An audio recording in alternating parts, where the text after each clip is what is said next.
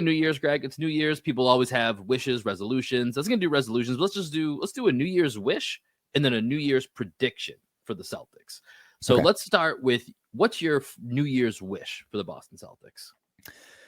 That's a good one. I'm going to go that Jaylen Brown's game tonight was just a blip. And so this is your prediction, or this is your wish? Your wish is that tonight is a blip.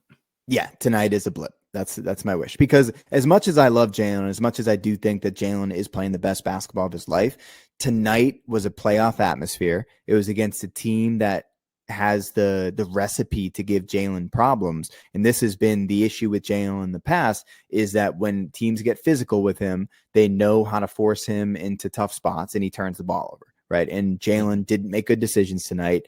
Throughout the game, he was forcing it. He clearly didn't have it, and he wasn't able to pivot into something else. It was just more of, I'm going to put my head down and drive. I'm going to shoot some fadeaways in the post rather than like really try and get to the basket. And it felt like if Jaylen maybe had utilized his ability to cut more, maybe his ability to screen more, he might have been able to make a little bit more of an impact on the offensive side of the ball. And he forced it. And my wish for this year is that Jaylen, even when teams get physical with him, he remembers how to slow the game down and how to play the measured game that he's played over the past month, because it's been a joy watching Jaylen take this next step. Tonight, hopefully, was just a blip in the radar.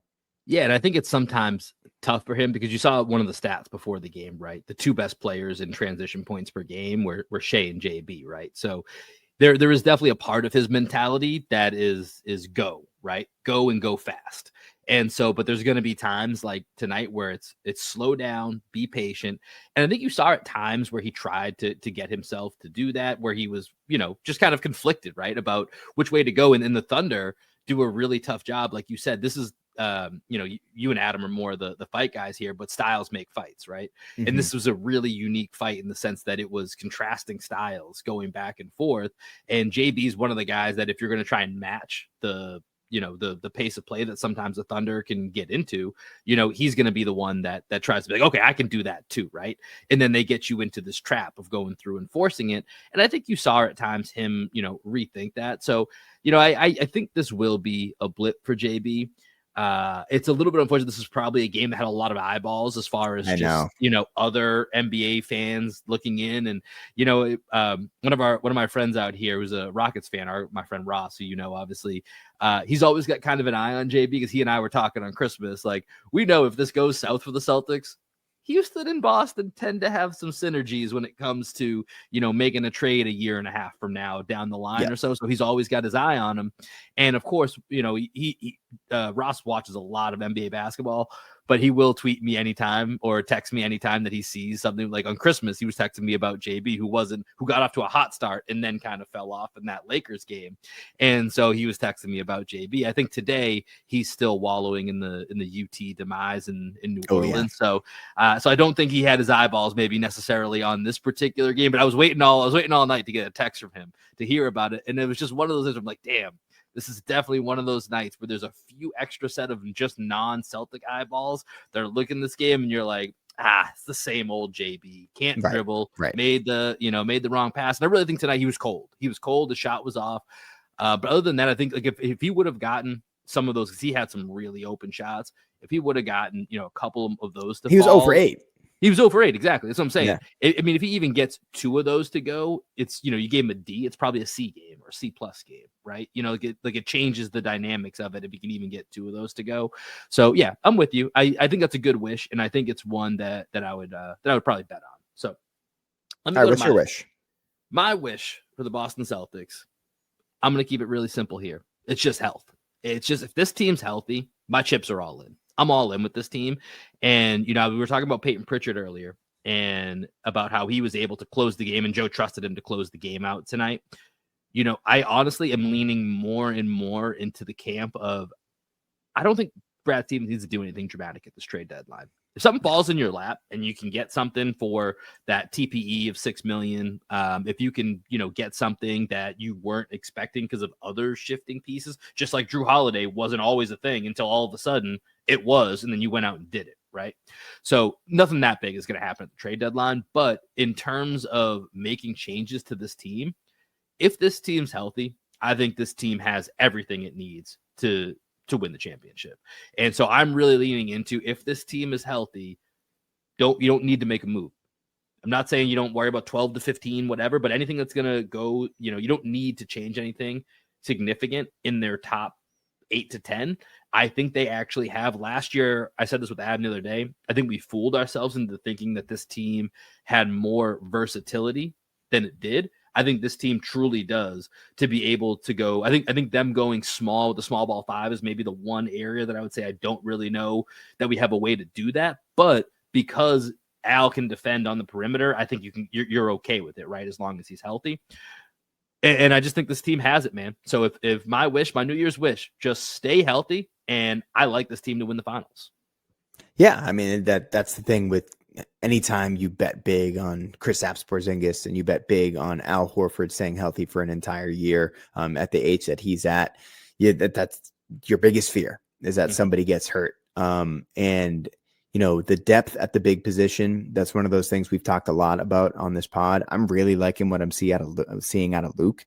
I liked what I've seen out of Kata. So I don't necessarily think, to your point about does Brad need to make a move, I don't think we necessarily need to make a move at the big spot. I truly think I like what we have there, and with the ability for Tatum to play up in that small ball 5 if we need to. Yeah. And then maybe it's a move on the fringe, like we've talked about Chris Dunn before. I think that would be a really interesting guy to take a look at. If we could figure out a way to get him from the Jazz, we'll get a look at him on Friday night. But I like Chris Dunn. I'm a big Alex Caruso guy. I think he does a lot of what Caruso can do without having to give up Pritchard. So that would be the guy that I would have my eye on if we were to make an upgrade at the guard spot. All right. Well, give me one prediction you got for the rest of the season here. Let's see. I'm gonna go, like, how far into the season you want me to go? I want you to take it wherever you want to go. This is 2024. This is a clean slate right now. You can make any prediction that you want. So far, you have made 0 incorrect predictions in 2024. So does it have to be about the Celtics? No, if you don't want to make it about the Celtics, do it as you want.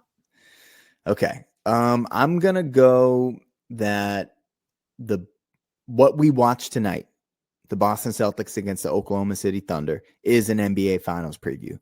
Man,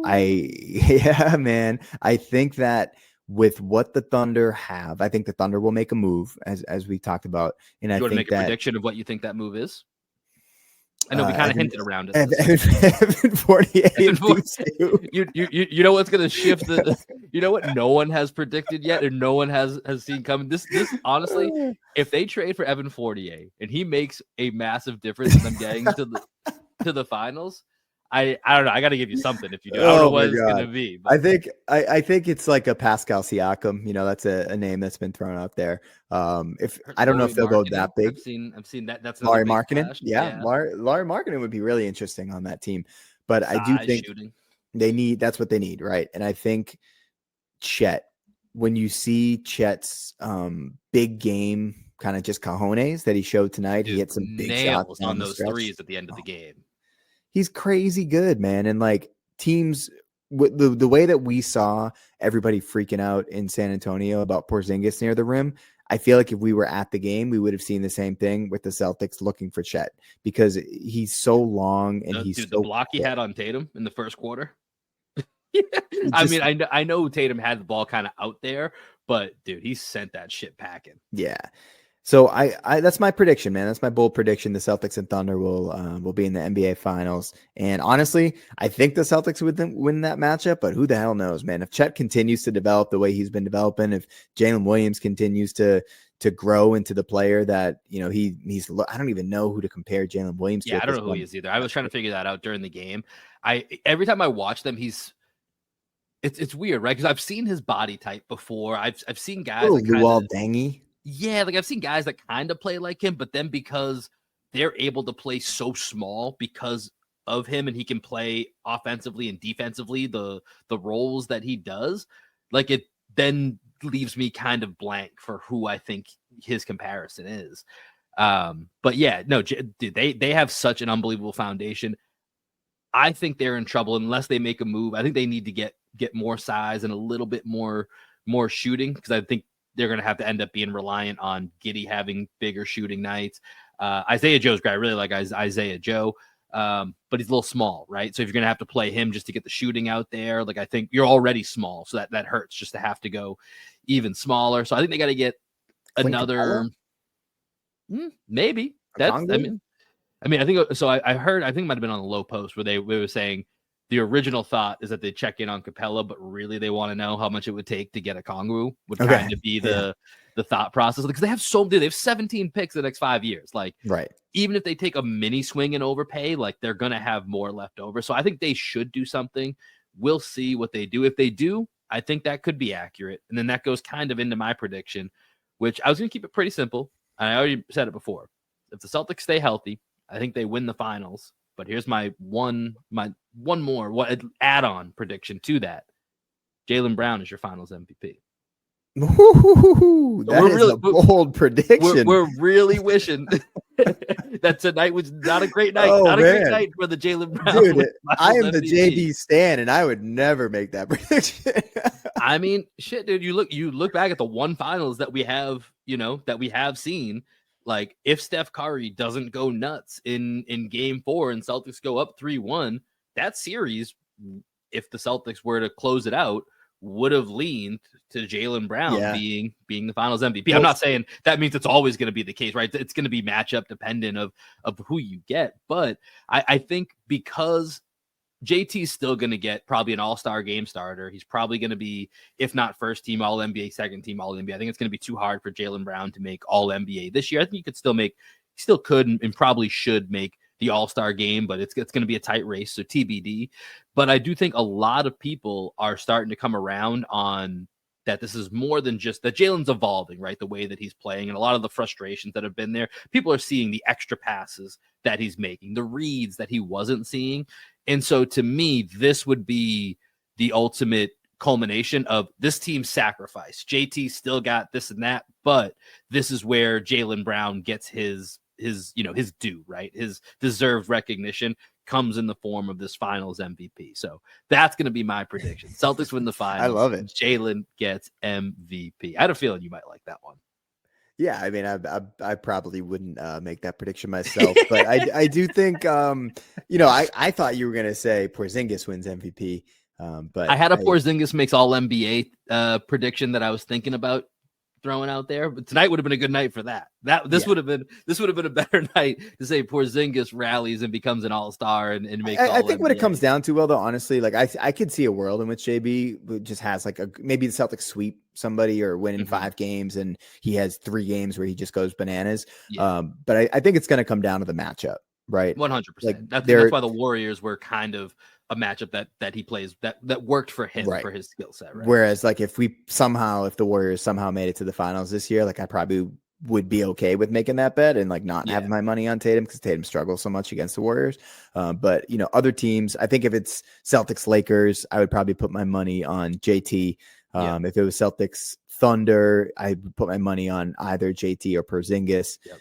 Celtics Nuggets would be an interesting one because Aaron Gordon would probably get the matchup covering JT, and Gordon's such a good defender. So probably like Porter Jr. maybe getting a lot of the time on JB. Or it'd probably be KCP. I would imagine they'd put Porter on Holiday or something like that. But I think it would be a really fun matchup if it ended up being Celtics Nuggets, and I think that's probably the chance. Well, I'm not putting money on it, but the Clippers are playing great basketball right now. That could be really fun to see Kawhi, Paul George, James Harden against the Celtics. I mean, hey, we've talked about the parallels between having these 2 wings that you build around for so long. Why not finally get them, in the finals together and see what happens? But we got a fun 2024 coming ahead of us. A lot of fun things that happened in 2023. Appreciate everybody that has been listening to us over the last couple years. But, this last year was a huge year of growth for the podcast. So we tweeted out earlier a lot of the amazing guests that we have. We've talked about Drew Carter, who we just met in person in San Antonio.